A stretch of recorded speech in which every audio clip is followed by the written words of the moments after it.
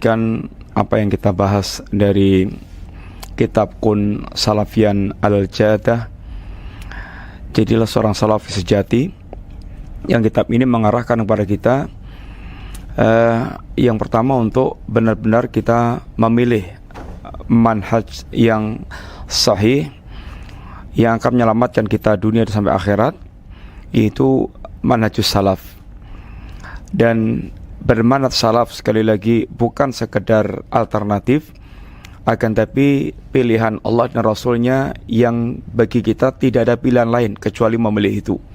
Karena sifatul mukminin atau sifat seorang mukmin adalah ketika Allah telah pilihkan, pilihan Allah dan Rasulnya itu harus menjadi pilihan kita. Inna makana qawlal mu'minina idza du'u ilallahi wa rasulihi liyahkuma bainahum ayyaqulu sami'na wa ta'na. Tidak pantas sama sekali seorang mukmin laki-laki maupun perempuan ketika Allah dan Rasulnya telah memilihkan sebuah pilihan, telah memutuskan sebuah keputusan, dia masih punya pilihan lain yang menunjukkan bahwa iman dia belum menjiwai dalam dirinya, sehingga selera-seleranya itu masih selera hawa nafsu, apa yang disenangi oleh pribadinya, bukan mengikuti apa yang dibimbingkan oleh Allah Subhanahu wa ta'ala. Yang kedua, kesan atau pesan dari kitab ini bagi mereka yang telah mengklaim dirinya adalah mengikuti manhaj Ahlus Sunnah, atau bahkan telah menegaskan dirinya adalah seorang aswaja pengikut Ahlus Sunnah wal Jamaah. Hendaknya dia betul-betul melihat dirinya itu apakah benar-benar telah mengikuti manhaj Ahlus Sunnah wal Jamaah, atau bahkan klaimnya klaim palsu, klaim kosong Ahlus Sunnah wal Jamaah, tapi tidak mencerminkan ajaran sunnah sama sekali. Ajarannya penuh dengan bid'ah-bid'ah, penuh dengan syirik, sehingga klaimnya menjadi klaim palsu. Ini sebenarnya adalah membutuhkan muhasabah, membutuhkan yaitu hendaknya kita betul-betul mawas diri dan memahami hakikat Ahlus Sunnah wal Jamaah. Sekarang ini orang diarahkan, pokoknya kalau kamu ikuti Mbah Kiai Fulan, Ustadz Fulan, kamu pokoknya langsung bisa masuk surga, jaminan surga. Kamu jadi pengikut Ahlus Sunnah wal Jamaah. Islam tidak mengajarkan begitu. Islam mengajarkan beragama itu dengan dalil Al-Quran dan Sunnah, kemudian pemahamannya dengan para salaf, para ulama, para sahabat, sahabat dan para ulama yang mengikuti jalannya para sahabat Nabi radhiyallahu alaihim jami'an. Sehingga beragamanya dengan ilmu, tahu dalilnya. Saya mengatakan, saya melakukan begini, saya berpendapat seperti ini, saya melakukan perbuatan ini karena dalilnya begini.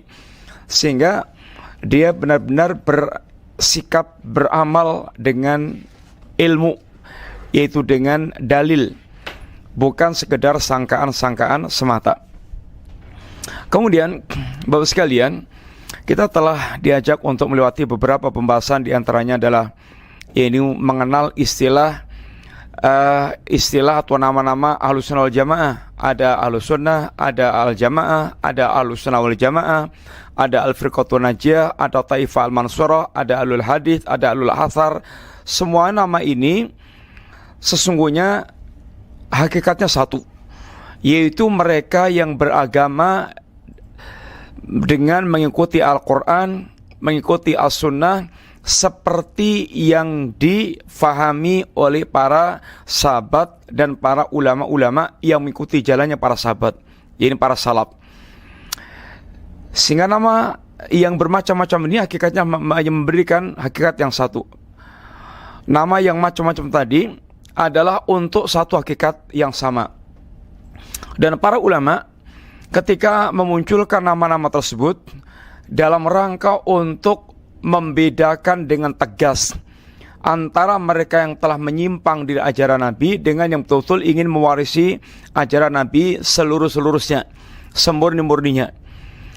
Yang nama-nama itu sebagian terambil dari nas-nas dalam hadis, sebagian lagi nama yang dimunculkan sebagai reaksi terhadap berkembangnya bid'ah yang ada. Adapun as-sunnah dari hadis, Al-Jamaah dari hadits.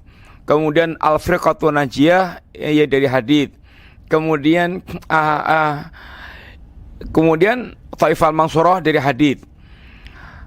Adapun alul hadits, alul asar dimunculkan para ulama ini ketika mereka cara beragamanya telah diseret-seret dengan ro'yu, dengan akal-akal mereka.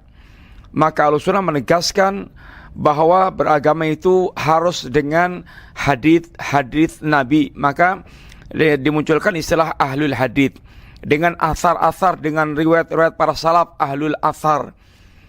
Ini adalah ini penamaan dalam rangka membedakan antara ahlus sunnah dengan ahlul bid'ah. Kemudian sekalian, beliau mulai menuntun kita di antaranya dan telah menampilkan dalil-dalil wajibnya kita bermadhab salaf, bermanhaj salaf, dan menisbatkan diri kepada salaf itu bukan sebuah aib, bahkan sebuah tuntutan, bahkan sebuah kebanggaan, dan itu merupakan kebaikan. Karena nisbat kepada salaf itu artinya nisbat kepada generasi terbaik dan berusaha untuk mengikuti jejak mereka, yang mereka adalah paling lurus dalam jalan mereka dalam meniti agama ini. Lain dengan kita nisbatnya kepada orang-orang tertentu, fulan yang gak jelas, kualitasnya gak jelas. Kalau sahabat ada rekomendasi dari Allah dan Rasulnya Sallallahu Alaihi Wasallam, wakilnya telah jelas. Tapi kalau dia nisbatkan pada fulan, nggak jelas semuanya statusnya itu. Dan ini hanya akan menjadikan semakin banyaknya kelompok-kelompok di dalam, ini di tengah-tengah kaum muslimin. Kemudian beliau mulai mengajak kita memahami beberapa ciri khas Ahlussunnah atau manhaj Ahlussunnah. Dan kita sedang bicara tentang manhaj Ahlussunnah dalam perkara akidah. Kemudian di situ belum menjelaskan beberapa keistimewaan Ahlussunnah. Yang pertama telah kita sampaikan kepada sekilas, keistimewaan Ahlussunnah itu sabatu ahlihi alal haq wa adamu taqallubihim kama adati ahlil ahwa. Ahlussunnah itu memiliki keteguhan dalam agama di atas al-haq, tidak geser-geser, tidak bolak-balik. Tidak sebagaimana ahlul ahwa yang beragama bolak-balik, karena agamanya dengan pikirannya. Kalau Ahlussunnah enggak, dengan nas, dengan Al-Quran, dengan As-Sunnah. Dan Al-Quran As-Sunnah itu kebenarannya mutlak, sehingga sampai kiamat tidak akan pernah berubah. Tidak akan pernah berubah, kokoh teguh. Dan itu menghasilkan keyakinan. Dan itu membuahkan keyakinan yang menenteramkan dan menenangkan hati manusia. Sedangkan ahlul ahwa, ahlul bid'ah, agamanya dibangun di atas ra'yu dan perasaan, itu bisa bolak-balik. Bisa bolak-balik, kalah debat balik, sehingga agamanya gonta-ganti terus. Beda dengan Ahlussunnah. Ayatnya jelas, hadisnya jelas, pemahamannya jelas, itu yang dipegang teguh sampai hari kiamat kelak. Sehingga bawaannya itu mantap-mantap, ibadahnya mantap, dalam beragama mantap. Dia memiliki warisan keyakinan yang menenangkan hati. Orang kalau punya akidah, keyakinan tentang Allah, keyakinan tentang surga, keyakinan tentang neraka, tentang hari kiamat, dan itu betul-betul meresap dalam hatinya, oh, dia akan menjadi orang yang paling tenang di dunia, karena dia bersandar kepada Allah SWT. Agama mereka betul berdiri di atas dasar yang kokoh, yang sangat kuat. Dan insyaAllah nanti kita akan mengkaji selepas kita selesai pembahasan ini nanti, ini kenapa akidah salaf itu sangat kokoh, sangat sabat. Yang kedua sekarang, keistimewaan Ahlussunnah itu, kata beliau, wa min mumayyizatihi aydan ittifaqu ahlihi alal aqidah wa adamu ikhtilafihim ma'akhtilafis zaman wal makan. Di antara keistimewaan Ahlussunnah adalah kesepakatan mereka, ittifaqnya mereka di atas akidah, dan tidak ada perbedaan dalam perkara akidah tersebut walaupun zaman berganti dan tempatnya berbeda. Maka para ulama katakan, seandainya Anda mengelilingi ulama Ahlussunnah ke dunia barat sampai ke dunia timur, ibaratnya sampai ke kutub utara, ke kutub selatan, Anda kumpulkan perkataan mereka, lalu Anda perhatikan isi perkataannya tentang masalah akidah, seakan-akan ulama yang berpencar di berbagai benua, berbagai negeri yang sangat berjauhan tempatnya, dan bahkan zaman dulu dengan sekarang, maka seakan-akan Anda akan mendapatkan kalimat-kalimat mereka tentang akidah itu seperti keluar dari satu lisan. Sama. Beda dengan ahlul bid'ah. Beda dengan ini ahlul ahwa. Orang mereka bicara dengan akalnya. Dua orang yang bertetangga, Anda ambil perkataannya, bisa jeglek, bisa nyengkleng perbedaannya. Karena tidak kembali kepada Quran dan sunnah Nabi. Kembalinya kepada akal dan perasaan mereka. Thariqah Sufiyah, semakin banyak thariqah Sufiyah, semakin banyak pecahan-pecahan ajarannya itu. Karena tiap thariqah Sufiyah, gurunya itu mengajarkan agama sendiri, sehingga memiliki kekhasan. Thariqah itu memiliki kekhasan sendiri.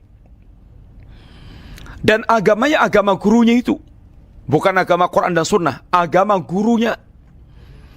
Makanya kalau orang masuk ke thariqah seperti ini, diajak itu berislam dengan Quran dan Sunnah, nggak nyambung belas. Karena dia sudah ibaratnya mengikatkan agama dengan gurunya itu, sehingga nggak mau tahu dengan Quran dan Sunnah. Quran Sunnah itu berat, itu orang khusus yang bisa yaitu memahaminya. Maka dia manut gurunya itu, dan dia yakin gurunya akan menuntun ke surga. Ini yang menjadi rusak agama di situ, sehingga akhirnya orang tidak memiliki standar dalam beragama.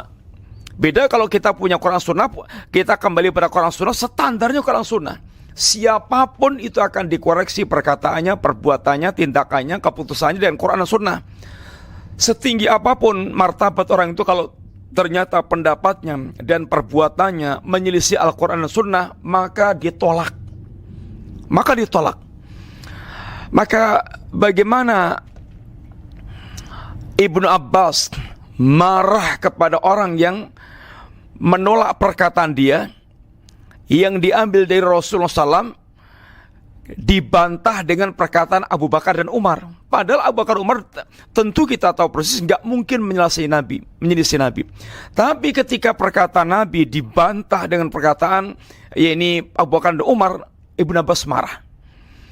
Maksudnya bahwa beragama itu kembalinya pada ajaran Nabi, Quran dan Sunnah Nabi Sallallahu Alaihi Wasallam. Yang ketiga,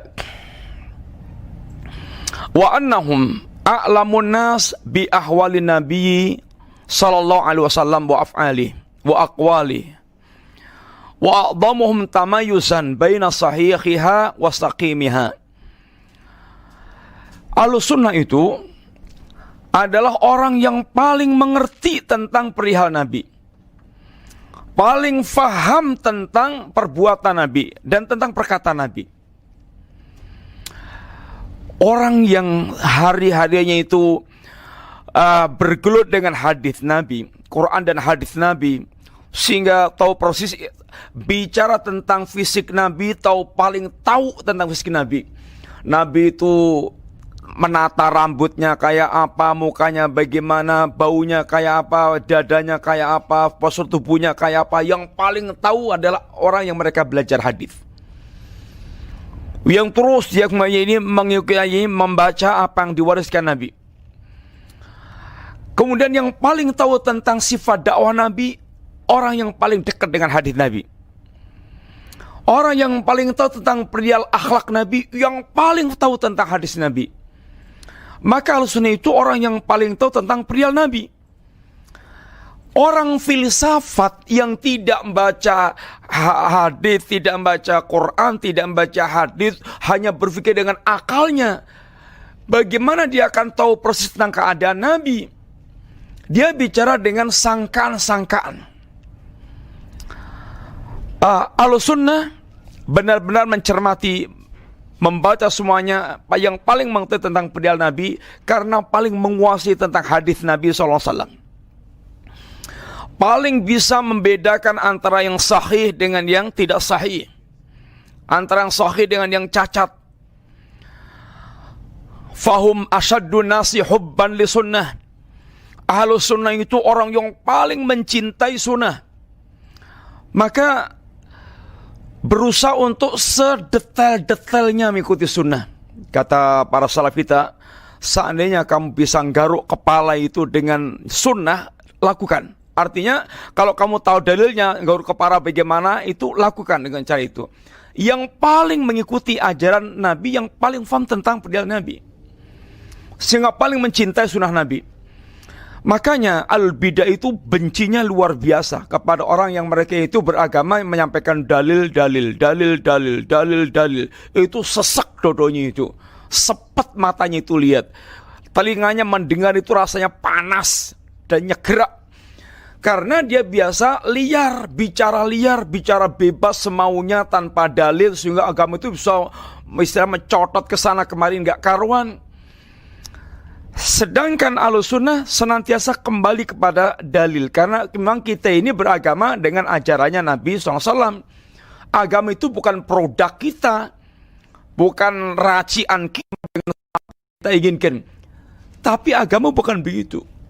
Agama itu sikapnya kita taslim dengan apa yang diajarkan oleh Allah dan Rasulnya, memahami kemudian kita tunduk dan patuh. Maka ahlul bid'ah itu kalau bicara satu dalil bisa 5-10 jam bisa. Ahlus sunnah selalu membacakan dalil-dalil. Ahlul bid'ah kan bicaranya dengan hawa nafsu, dengan pikirannya, bukan dengan dalil-dalil. Maka mereka paling anti itu kalau ada orang ceramah itu dalilnya banyak, dalil-dalil. Ahlussunnah justru bagaimana kita ini semuanya tergiring dan